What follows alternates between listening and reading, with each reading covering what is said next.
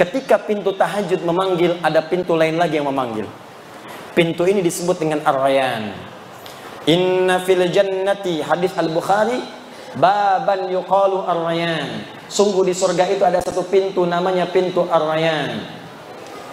Pintu ini akan memanggil ahli puasa. Aina shaimun, aina shaimun.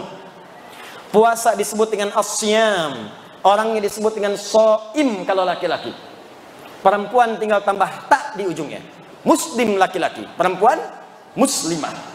Mukmin laki-laki, perempuan mukminah. Shaim laki-laki, perempuan ya, ahli puasa. Puasa.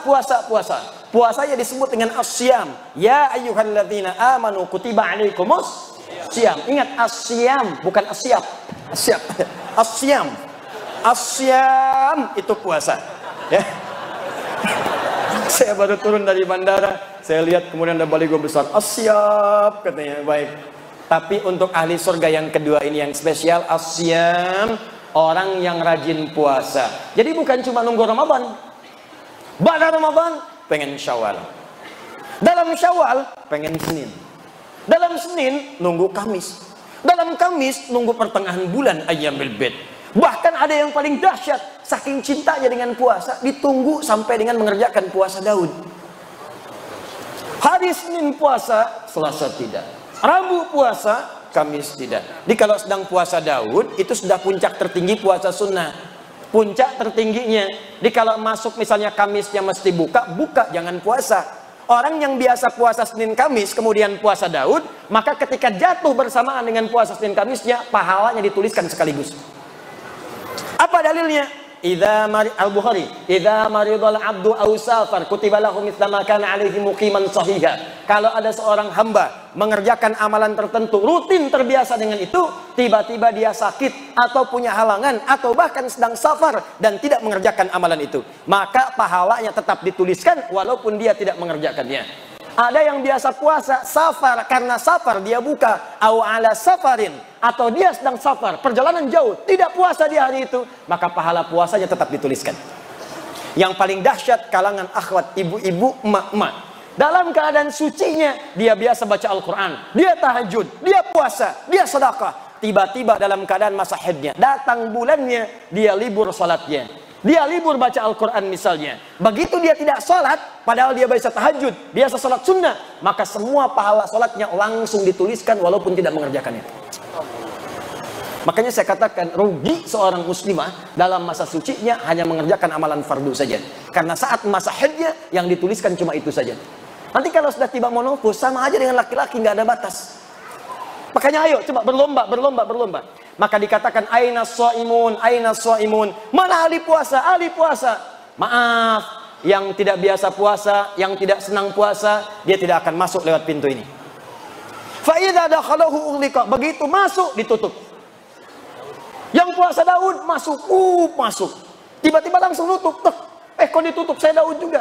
Daud apa kamu? Saya sholat Daud. Subuh sholat, duhur tidak. Asar sholat, maghrib tidak. Tidak bisa masuk. Jadi yang bisa masuk cuma ahli puasa saja. Jadi kalau bapak ibu tidak kuat bangun malam untuk sholat tahajud, maka cobalah masuk ke pintu yang istimewa yang kedua dengan pintu Ar-Rayyan, pintu orang puasa. Sekarang hari apa? Jumat masuk ke Sabtu, pindah maghrib sudah masuk Sabtu. Kalau belum biasa puasa tunggu Senin. Kenapa tunggu Senin Ustadz? Karena Senin itu ada puasa sunnah, banyak orang yang puasa. Kalau banyak yang puasa terasa lebih ringan kita menunaikannya. Kalau anda saja sendirian yang lain puasa, baru mau coba sudah pengen puasa Daud. Biasanya subuh, sebelum subuh sahur, duhur buka. Coba Senin dulu. Senin nikmat, Kamis coba. Makanya jaraknya agak jauh antara Senin dengan Kamis. Nikmati dulu. Senin dengan Kamis jalan, tunggu pertengahan bulan. Perhatikan bagaimana Islam memberikan runtutan supaya nikmat mengerjakan semua amalan itu. Kalau sudah selesai semuanya, Masya Allah, Ramadan nikmat, Daud nikmat, Senin Kamis nikmat. Maka ada amalan ketiga, ini yang ingin saya percepat. Maaf, kalau anda mengerjakan amalan ini, maka akan otomatis terdorong jiwa kita mengerjakan amalan yang lain. Biasa puasa, belum tentu tahajud. Biasa tahajud, belum tentu puasa. Tapi kalau Anda mengerjakan amalan yang ketiga ini, maka otomatis diri kita ini akan dipaksa seketika ingin menunaikan tahajud. Seketika nikmat puasa. Saking hebatnya amalan ketiga ini, kalau yang tadi pintu tahajud masuk, pintu puasa masuk, pintu sedekah masuk, yang ini semua pintu surga berebut memanggil namanya. Sampai Abu Bakar As-Siddiq radhiyallahu taala anhu mengatakan pada Nabi, "Ya Rasulullah, apakah saya bisa masuk lewat pintu-pintu itu?" Kata Nabi, "Semoga engkau termasuk dari bagiannya." Maka beliau menata setiap harinya untuk mengerjakan amalan-amalan yang dipanggil lewat semua pintu itu. Dan dalam Al-Quran ada satu amalan kalau dikerjakan maka cenderung kemudian mengajak pada amalan yang lain. Apakah amalan itu? Itulah amalan ahli Al-Quran. Amalan ahli Al-Quran. Saya tuliskan ayatnya, saya hadirkan hadis-hadisnya, nanti saya contohkan langsung pembuktiannya dan cara berinteraksi dengannya. Nanti kita sepakat mulai malam ini, insya Allah kita mencoba menjadi ahli Al-Quran. Siap insya Allah? Ya, harus siap. Ya, harus siap. Mudah-mudahan saat wafat kita tercatat sebagai ahli Quran dan bisa mendapatkan apa yang dijanjikan. Ya, mesti beda, mesti beda. Saya hapus dulu ya. Sebentar. Oh, maaf. Ini apa yang saya sampaikan penting. Ya, penting sekali. Saking pentingnya, ini kadang-kadang nggak bisa dihapus. Nih, beli Mart belanja groceries cashback 100.000 per minggu. Ini suka-suka lo, udah kapan aja bisa. Gak apa-apa, jadi saya nulis di sisi yang lain. Bismillah. Datang sendiri, nulis sendiri, hapus sendiri, hapus sendiri. 1 Quran surah ke-13 ayat 23 sampai 24. Siapakah orang ini? Ditafsir di Quran surah 35 ayat ke-33. Siapakah ayat 33 ini? Dijelaskan di ayat 32-nya. Apa keutamaan orang ini? Dijelaskan oleh Nabi dalam hadis riwayat At-Tirmidzi. At-Tirmidzi itu nama aslinya Muhammad. Tumbuh berkembang di Tirmidz, maka dikenal dengan At-Tirmidzi. Menulis salah satu kitab Sunan At-Tirmidzi atau dikenal dengan Sahih At-Tirmidzi. Nomor hadis 2910, 2915, 2920. Nanti kita terangkan apa saja isinya dari nomor-nomor hadis yang disebutkan. Juga nanti tambahan spesial dari hadis Abu Abdurrahman As-Sulami dari sahabat Ali bin Abi Thalib radhiyallahu taala anhu dari Nabi sallallahu alaihi wasallam yang dikutip nanti oleh Imam An-Nawawi dalam kitabnya Tibyan fi Adab Hamalatil Quran. Yuk kita mulai. Bismillah. Setelah ini nanti saya tunjukkan sedikit tentang cara menjadi ahli Quran. Kalau masih nanti ada waktu saya bahas nanti pertanyaan-pertanyaan yang disampaikan. Bismillah. Quran surah 13 Ar-Ra'd ayat 23 sampai 24. Jannatu 'adnin yadkhulunaha wa man salaha min abaihim wa azwajihim wa dhurriyyatihim wal malaikah yadkhuluna 'alaihim min kulli babin Salamun alaikum bima sabartum fani'ma uqbad dar. Fani'ma uqbad dar. Awas, hati-hati, ini nanti tanpa batas nih. Siapapun, mau pejabat, mau diplomat, birokrat, ustadz, rakyat biasa, pedagang, siapapun. Status naikkan. Nanti saya berikan contoh di mana sahabat-sahabat Nabi dan tabi'in ingin berusaha menjadi bagian dari ayat ini dan hadis-hadis yang dimaksudkan. Jannatu 'adnin yadkhulunaha. Ada ahli surga yang akan masuk surga nanti lewat surga Aden. Awas, hati-hati. Aden ini termasuk surga yang indah. Saking indahnya banyak orang-orang bahkan di Eropa diberi nama dengan nama surga ini. Aden dalam bahasa Eropa sering disebut dengan Eden. Pemain Chelsea yang ditransfer hijrah ke Madrid namanya Eden Hazard. Ya, Eden Hazard pindah kemudian ke Real Madrid dengan transfer 100 juta euro. Hafal saya mau tanya apa? Ya. Hafal insya Allah saya. Frank Lampard didaulat menjadi pelatih Chelsea yang sekarang. Manchester City Pep Guardiola. Ya, Manchester United. Solskjaer. Ya, paham saya. Mau tanya apa lagi? Masya Allah. Main futsal, ayo. Dikolongin, oke. Nah, tapi kalau dikolongin, sambung ayat. Alhamdulillah. Ini banyak sekarang yang syariah. Tapi tidak semua kata-kata bisa dipakai. Awas, tempatkan di tempat yang tepat. Maaf, bank syariah ada, koperasi syariah ada, hijab syariah syar'i ada. Tapi jangan semua dipakai karena hijrah semua syariah. Futsal syariah. Futsal syariah. Membaginya ngoper pakai basmalah. Nendang masuk, alhamdulillah. Sujud syukur. Gol bunuh diri, sujud tobat. Tidak, ya, tidak semua menggunakan kata syariah. Ayo kembalikan di sini. Masuk surga Aden. Saking indahnya nanti kita akan bahas. Ternyata nanti akan masuk lewat semua pintu surga. Yang dahsyat bukan hanya orang itu saja. Awas, hati-hati. Wa man salaha min abaihim, Allahu akbar. Bapak-bapaknya, ibunya yang soleh digandeng oleh dia. Jadi anak ini mengamalkan satu amalan, dan amal ini saat dikerjakan didukung oleh bapak ibunya. Di bapak ibunya ini nggak maksimal, nggak mampu seperti anaknya. Anaknya hafal Quran, bapaknya tidak. Anaknya hafal Quran, ibunya bukan hafizah. Tapi karena kesungguhan bapak ibunya, ngantar dia ke pesantren, mendoakan tiap malam. Anaknya 30 juz, ibunya juz 30. Tapi ketika masuk surga, anaknya bangga menggandeng bapak ibunya. Diperkenalkan kepada semua penduduk langit dan bumi. Ini bapak saya, ini ibu saya. Siapa Anda yang banggakan anaknya saat di dunia? Ranking 1, juara matematika, juara fisika. Jangan bangga dulu, karena yang tak beriman pun dapat Nobel. Banyak yang lebih hebat, banyak yang kaya, banyak yang triliunan hartanya. Bill Gates kah itu? Jeff Bezos kah itu? Warren Buffett kah itu? Banyak. Tapi yang kaya akhirat tidak ditemukan saat ini, nanti pembuktiannya. Maka saya ingin tunjukkan kepada Anda, jangan kalah oleh orang tua sekarang yang sudah berebut anaknya menjadi ahli Quran.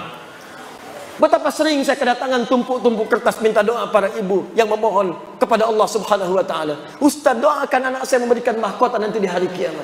Ustaz, saya cuma buruh. Ustaz, saya cuma tukang cuci. Tapi Ustaz, saya pengen anak saya jadi ahli Quran di hari kiamat. Betapa ada seorang ayah yang cuma punya motor butut, Pak. Tapi anaknya dibawa untuk jadi ahli Quran. Dimodifikasi dashboardnya, menempuh jarak 20 km. Dibonceng anaknya, bawa anaknya buta, nggak bisa lihat. Sampai ke syekhnya datang, mau apa ke sini? Mau jadi ahli Quran. Bolak-balik, ini kisah nyata. Bolak-balik, namanya Mu'adh. Seketika setelah hafal Al-Quran, bacaannya bagus, makhrajnya bagus, sampai mengguncang wilayah Timur Tengah. Datang reporter dari Kuwait bertanya, kenapa Adinda menghafal Quran? Apa yang dia katakan? Saya akan membawa Quran ini, dia belum balik waktu itu. Saya akan membawa Quran di hari kiamat. Dengan tangan saya gemetar, kaki saya gemetar. Saya tidak bisa berjumpa di hari kiamat nanti saat hisab dengan ayah saya lagi. Ibu saya tidak ada. Tapi saya akan berkata di hadapan Allah, ya Rabb, saya telah berusaha menghafal Quran selama hidup di dunia. Kalaupun bekal ini belum cukup masuk ke surga, tolong kurangi hukuman saya di neraka dengan Quran yang telah saya hafalkan ini. Tapi apa jawab Allah? Bukan neraka untukmu, surga untukmu. Bawa bapakmu, gandeng ibumu yang telah mendukungmu menjadi ahli Quran saat di dunia. Maka disebutkanlah dalam hadis riwayat At-Tirmidzi, nomor hadis 2915. Begitu akan masuk surga, Qurannya langsung berkata kepada Allah, Allahumma halli. Karena itu di Quran surah 35 ayat 33, paling kiri sebelah atas, maka disebutkanlah dia akan dihiasi. Ya Allah, kata Al-Quran, hiasi dia. Jannatu adnin yadkhulunaha yuhallawna fiha min asawir. Maka Allah tidak rida ahli Quran ini masuk ke dalam surga sebelum diberikan perhiasan dulu. Maka diberikanlah perhiasan. Pertama hiasan yang dipakaikan adalah gelang-gelang emas. Setelah dipakaikan gelang-gelang emas, diberikanlah mahkota. Fayulbasu ilaihi tajul karamah. Maka dipakaikan di atas kepalanya mahkota kehormatan untuk membedakan dengan yang bukan ahli Al-Quran. Begitu dipakaikan mahkota itu, maka kemudian Allah firmankan, hadirkan mahkota baru. Dipanggillah bapak ibunya yang soleh. Maka anak ini membawa mahkota itu yang dalam hadis disebutkan sinarnya lebih terang dibandingkan cahaya matahari yang masuk ke dalam rumah. maka dipertontonkan di seluruh penghuni langit dan bumi, dipakaikanlah oleh anak itu di atas kepala kedua orang tuanya. Kami ada sekolah di Bekasi, namanya Al-Ihsan Islamic School. Anak-anak TK-nya diberikan manhaj menghafal Quran. TK-nya membaca dengan benar, diberikan dasar 2 juz, SD-nya nanti 30 juz, wisuda di Mekah dengan di Madinah. Kemarin waktu pengukuhan untuk TK, baru TK bapak ibunya dipanggil. Wisuda baru juz 30 masuk juz 29. Wisuda bapak ibunya didudukkan di atas kursi, anaknya diberikan mahkota-mahkotaan dari kertas. Dipakaikanlah mahkota itu oleh anak TK di kepala bapak ibunya. Jatuhlah air matanya pada saat itu. Hanya mahkota buatan, hanya yang terbuat dari kertas bisa menitikan air mata di kedua orang tuanya. Maka Anda bayangkan bagaimana di hari kiamat mahkota itu nyata diberikan di kepala kedua orang tuanya. Saya mau katakan kepada Anda hari ini, demi Allah saya katakan, sekarang banyak orang tua mengejar untuk mendapatkan itu. Ibu-ibu yang kelihatan mungkin kata orang dia miskin. Demi Allah saya mendapatkan ada sebuah kejadian yang luar biasa. Keluarga yang kelihatan sederhana, bapaknya kuli bangunan, ibunya hanya bekerja di sawah, ngambil-ngambil suluh. Masya Allah, masak-masak. Tapi kalau Anda kunjungi, makanan dihidangkan. Hampir tidak pernah tidak ada makanan ketika tamu datang. Dan dengan bangga mengatakan, Alhamdulillah, Abi diberi nikmat banyak oleh Allah. Setiap pekan datang, setiap bulan datang, membawa uang 500.000. 500.000 dalam kondisi sekarang disebut banyak karena berkah keluarganya. Tahukah Anda, ibunya itu hafal Al-Quran dengan 7 riwayat. Disuruh di sawah. Bapaknya kuli bangunan hafal Al-Quran, anaknya hafid semua. Anda di mana pada saat itu? Itulah orang-orang yang sering disebut dalam pandangan manusia. Mereka tertawa melihat mereka. Nanti akan tiba di hari kiamat. Ketika banyak orang menertawakan di dunia, mereka akan berbangga di hari kiamat. Karena mampu. Anda kalau cuma di Palembang hebat, di Indonesia hebat, yang bangga pada Anda orang Indonesia saja. Di akhirat semua penduduk langit dan bumi dipertontonkan dengan semua itu. Maka di mana anak-anak Anda?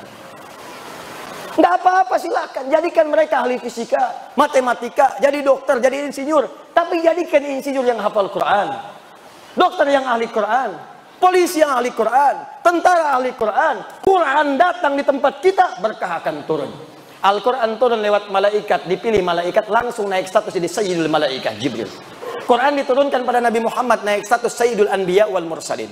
Quran turun di satu malam, naik status Lailatul Qadar. Quran turun di hari Jumat, Jumatnya Sayyidul Ayyam. Quran turun di Mekah, semua yang nggak ada di tempat lain ada di Mekah. Tandus, semua buah-buahan ada. Tandus, semua makanan ada. Datang orang ke sana, Quran turun berkah. Pindah ke Yathrib, Yathrib berubah jadi Madinah. Madinah kota peradaban indah. Maka ulama menyimpulkan, setiap Al-Quran turun, ada ahli Quran di satu tempat, maka tempat itu akan berkah dalam kehidupannya. Saya menghadapi anak-anak datang. Itu kalau anak-anak hafid-hafid kecil itu, biasanya kalau dia datang ke Bekasi pengen cek hafalan, saya lihat Masya Allah bapak ibunya luar biasa.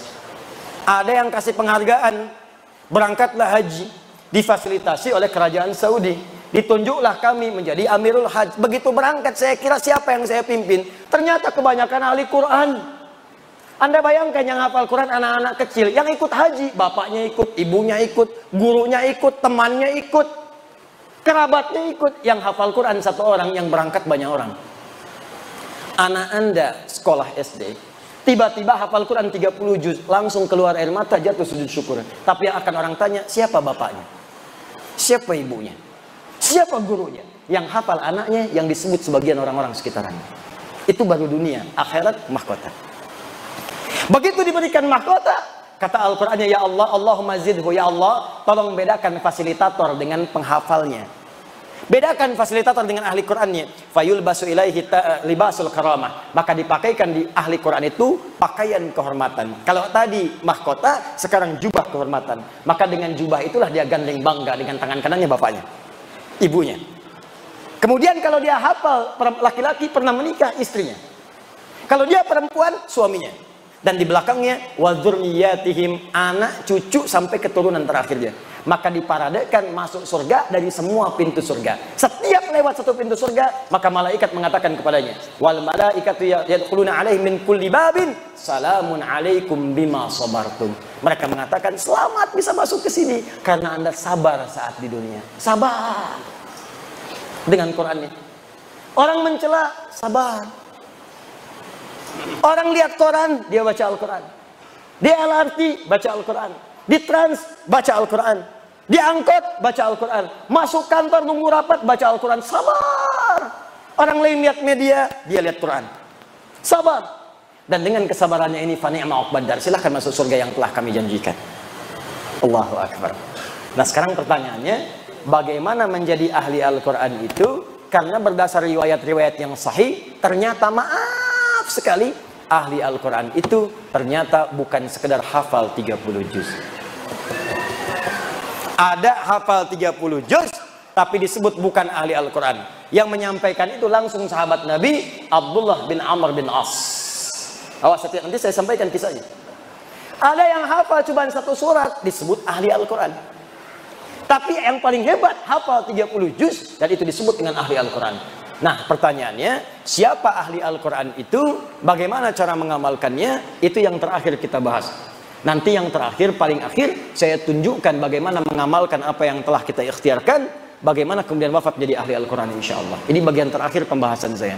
Siap insya Allah? Ya. Baik. Sebelum saya buka pembahasannya, yang tadi itulah yang terbaik di antara amalan-amalan yang lain. Sebab ahli Al-Quran itu kalau sudah rajin dengan Qurannya, dia pasti tahajud.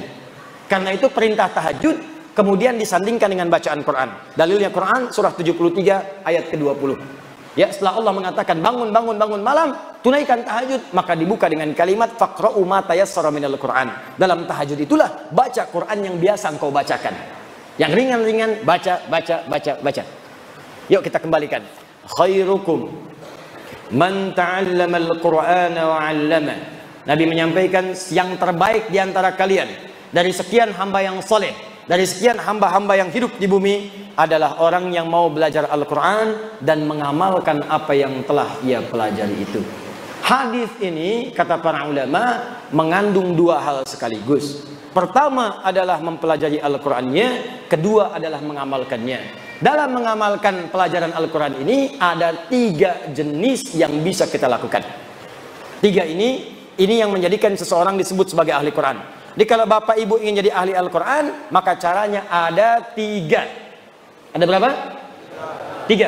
Saya ulang, caranya ada 3.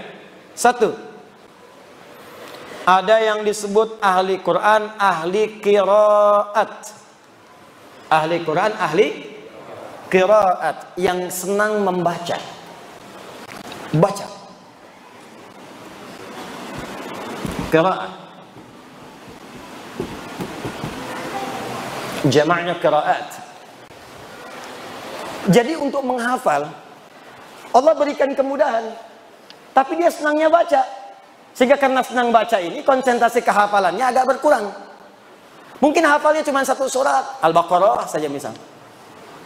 Atau hafalnya 1 surat, Al-Ikhlas saja.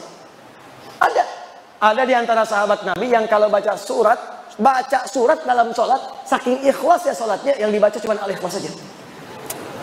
Al-Ikhlas terus, Qul huwallahu ahad, sampai diadukan oleh sahabat yang lainnya. Ini hadis sahih, nyata. Ketika diadukan pada Nabi, ya Rasulullah, si fulan kau bacanya itu melulu. Jadi imam, Al-Ikhlas. Jadi imam, Al-Ikhlas. Sampai makmumnya pun sudah paham. Begitu mau sholat, pasti Al-Ikhlas. Ghairil maghdubi alaihim waladdallin. Al-Ikhlas. Diadukan pada Nabi, ya Rasulullah, si fulan bacanya Al-Ikhlas terus. Dipanggil oleh Nabi, ya fulan, kamu diadukan oleh kawan-kawanmu, kenapa baca Al-Ikhlas terus? Kata sahabat ini, ya Rasulullah, ana uhibbullah ta'ala, saya mencintai Allah. Saking cintanya dengan Allah, saya senang baca surat Al-Ikhlas karena kecintaannya kepada Allah. Masya Allah. Ahlullahi wa khasatuh. Kalimat itulah yang memasukkan dia dalam keluarga, barisan-barisan yang dicintai oleh Allah dan dikhususkan oleh Allah Subhanahu wa ta'ala. Kata Nabi, teruskan. Bayangkan. Dia ada orang yang ahli Quran, hafalnya mungkin sedikit, 1 surah, 2 surah, tapi kecintaannya pada Al-Quran menjadikan dia rajin baca. Masya Allah, baca, seperti Ramadan kemarin. Ya, one day, 1 juz, semalam, sehari 1 juz. Ya, besoknya 1 juz lagi, sebulan 30 juz. Allahu Akbar, baca. Al-Imam Asy-Syafi'i, hari-hari biasa, 1 hari 30 juz. Ramadan, setiap hari 2 juz. Siang 1 juz, malam 1 juz. 30 hari 60 juz. 60 juz, emang ada? 60 kali khatam. 60 kali khatam. Anda bayangkan. Saking cintanya dengan Al-Quran. Al-Imam An-Nawawi menyebutkan kisah dalam kitabnya At-Tibyan fi Adab Hamalatil Quran. Ada seorang di zaman salafus saleh yang senang dengan baca Al-Quran, yang senang dibaca suratnya Al-Baqarah, Pak, Bu. Ini kisah nyata. Di setiap mau tidur Al-Baqarah, setiap mau tidur Al-Baqarah. Nanti ada yang senang Al-Mulk, ada yang senang Yasin. Ini senangnya Al-Baqarah. Di kalau senang Yasin, baca Yasinan. Senang Al-Mulk, Al-Mulkan. An-Nisa, An-Nisaan. Al-Baqarah, Baqarahan. Dia ini senang Al-Baqarah, Baqarahan. Tiap malam sebelum tidur Baqarah, Baqarah, Baqarah, Baqarah. Saking cintanya dengan Al-Baqarah, tidak pernah tidur sebelum baca Al-Baqarah. Satu kali tertidurlah ia karena lelah dan belum sempat baca Al-Baqarah. Di pertengahan malam dalam tidurnya, tiba-tiba terbangun, kaget tuh. Tangannya mengenai sebagian dari tubuh kawannya. Kawannya kaget bangun mengatakan, kamu kenapa tiba-tiba bangun kemudian tanganmu kena saya? Kata orang ini, laqad ra'aitu fil manam annani laqad natuhatnil baqarah. Saya tadi mimpi dalam tidur diseruduk Al-Baqarah. Sapi betina. Saking dekatnya dengan surat itu, diingatkan, kamu belum baca saya. Enak kamu tidur, baca dulu baru tidur. Bangun dia, ambil wudhu, baca. Makanya banyak keutamaan surah-surah dalam Al-Quran, fadilah-fadilah tertentu. Siapa yang baca Al-Mulk sebelum tidur, baca, maka jasadnya akan dijaga di alam kubur. Oh, yang benar Ustaz, wafat aja dulu, ntar baru ketahuan. Banyak nanya. Kan gampang membuktikannya. Wafat nyata. Apakah bisa milih? Tidak. Mungkin antum duluan, baru saya. Ya, bisa. Bisa saya duluan setelah antum. Mungkin. Ya, bisa memang saya duluan mengambil jenazah antum. Nggak bisa milih, bisa milih. Mungkin kita bisa wafat lebih dulu. Saya permohonan kepada Allah, saya pengen wafatnya syahid. Doakanlah. Syahid itu tidak harus di medan peperangan fisik. Mungkin saat mengajar bisa wafat. Alhamdulillah. Mudah-mudahan ada yang bisa menggantikan di kemudian hari. Bangun bangsa ini, cintai bangsa ini, berbuatlah yang baik untuk bangsa ini. Karena banyak ulama ini punya saham untuk membangun bangsa kita ini. Jangan terpecah belah, bangunlah bangsa dengan baik. Insya Allah kami nanti ada program untuk bisa mengundang siswa-siswa di seluruh penjuru Indonesia untuk belajar. Nanti saya didik langsung, sudah ada angkatan kedua sekarang. Didik selama setahun, kemudian saya kirim ke Timur Tengah. Alhamdulillah nanti yang sudah lulus ke Sudan dalam waktu dekat, nanti orang Sudannya datang akan dibawa langsung ke sana untuk belajar khusus ya. Di Sudan ada 25 orang, di Turki ada 13 orang, di Madinah ada murid kami juga di sana, di Al-Azhar ada. Terakhir saya sebelum kesini di hotel langsung ditelepon, alhamdulillah atas keagamaan di kedutaan Mesir minta CV kami. Kemarin kami bersama 2 orang syekh dari Mesir, dan insya Allah akan diberikan kuota beasiswa di Al-Azhar 50-100 orang. Kita pilih putra-putri terbaik bangsa kita, belajarlah ke sana, pulang jadi ulama. Harus ada ulama dari Palembang. Palembang itu sejarahnya penuh dengan ulama. Syekh Abdul Somad Al-Palembangi itu ulama hebat, mufti di Makkah Al-Mukarramah, mufti generasi dulu. Syekh Ahmad Khatib Al-Minangkabawi dari Minangkabau, punya murid-murid punya dari Jawa. Siapa? Di antaranya Muhammad Darwish, kelak dikenal dengan Syekh Ahmad Dahlan, Al-Habib Ahmad Dahlan, pendiri Jamiah Muhammadiyah 18 November 1912. Siapa lagi? Syekh Muhammad Hashim bin Ash'ari, pendiri Jamiah Nahdlatul Ulama 31 Januari 1926. Ada lagi kerabatnya di Banten, Syekh Nawawi Al-Bantani. Itu orang-orang hebat semua. Ada Syekh Yasin Al-Padangi, yang kalau kemudian dalam orang-orang haji itu biasanya bawa air zam-zam, ngasih pakai kaos oblong, pakai sarung. Tidak tahu kalau orang itu mufti. Begitu tiba waktu sholat, memberikan fatwa di Masjid Al-Haram. Allah ya Rabb, hadirkan alim ulama insya Allah dari Sumatera Selatan di kemudian hari, yang selevel dengan ulama-ulama dulu. Ayo belajar. Bangun bangsa ini, bangun daerah kita, supaya keberkahan diturunkan oleh Allah Subhanahu wa Ta'ala. Tadi hidayat orang sekarang, ilmunya baru sedikit, masa depan tantangan banyak. Anak bapak ibu yang harus jadi lebih baik daripada saya. Ayo belajar ke sana. Ayo tumbuhkan semangat, bangun cita-cita. Maaf, kalau cuma jadi ahli pertanian, banyak dari IPB. Arsitek insinyur banyak di ITB. Dokter banyak di UI. Ulama dari mana datangnya? Jarang pewaris Nabi. Makanya ketika ada ulama, jaga, ambil ilmunya, manfaatkan dengan baik.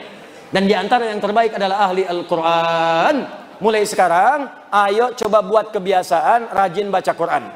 Ya, bagus gerakan, bangun. One day one juz. One day nisfu juz. Half of juz, setengah juz, boleh. One day one rubu', seperempat juz, boleh, silakan. Bangun kebiasaan. Walaupun one day one ayat, satu hari satu ayat, boleh, silakan. Walaupun heran juga. Alif lam mim. Sudah dulu. Yang penting surga.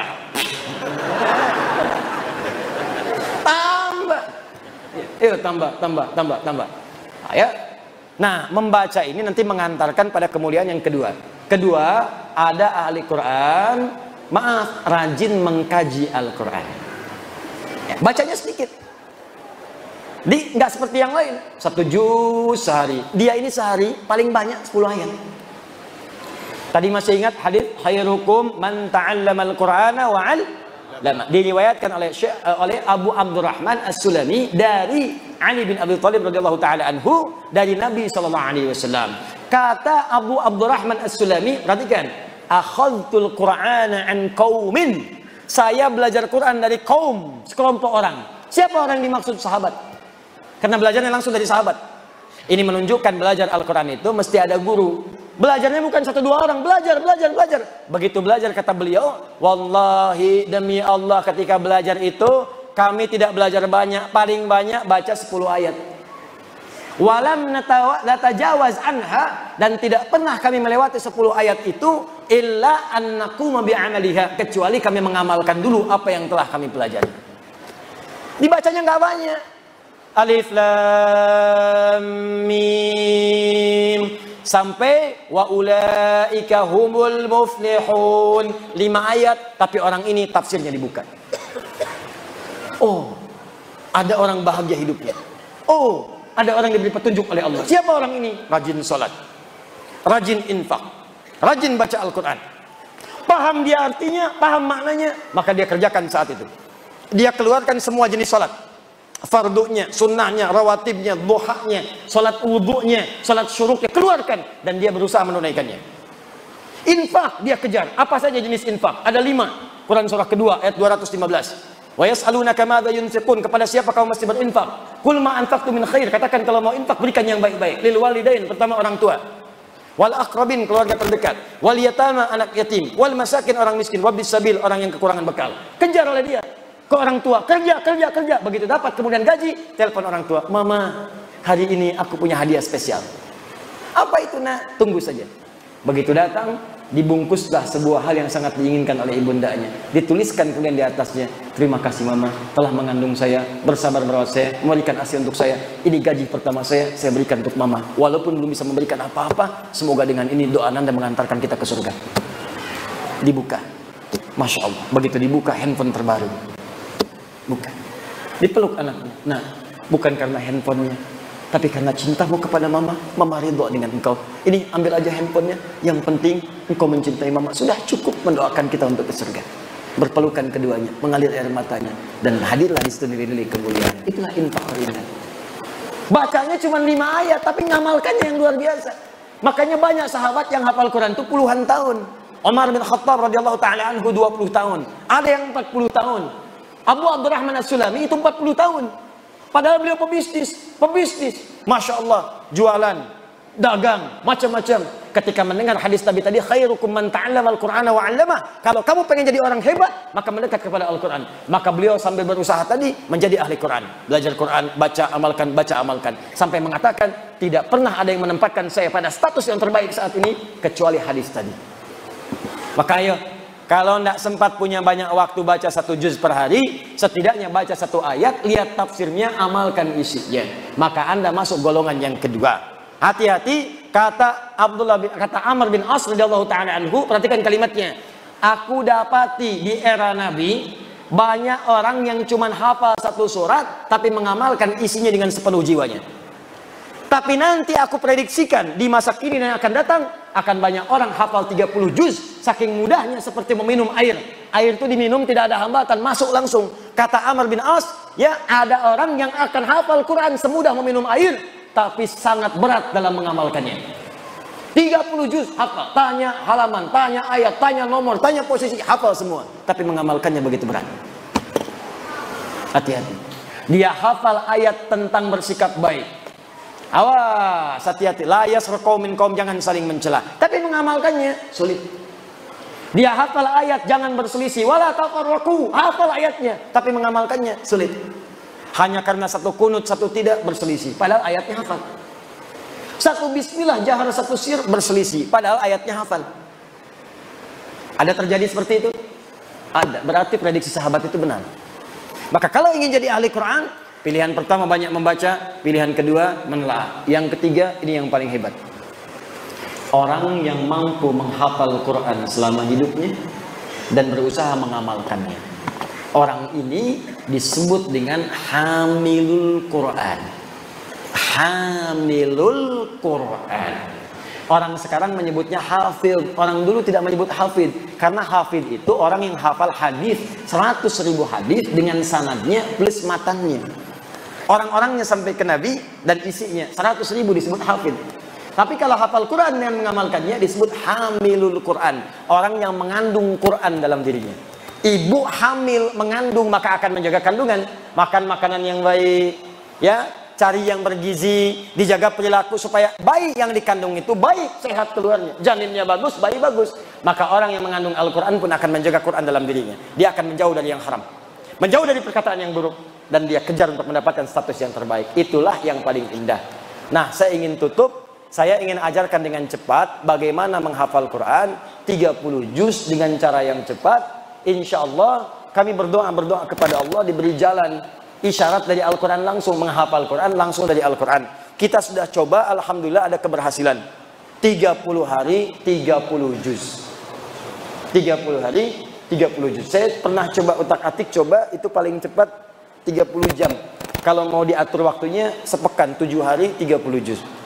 Ya paling lambat 30 hari 30 juz.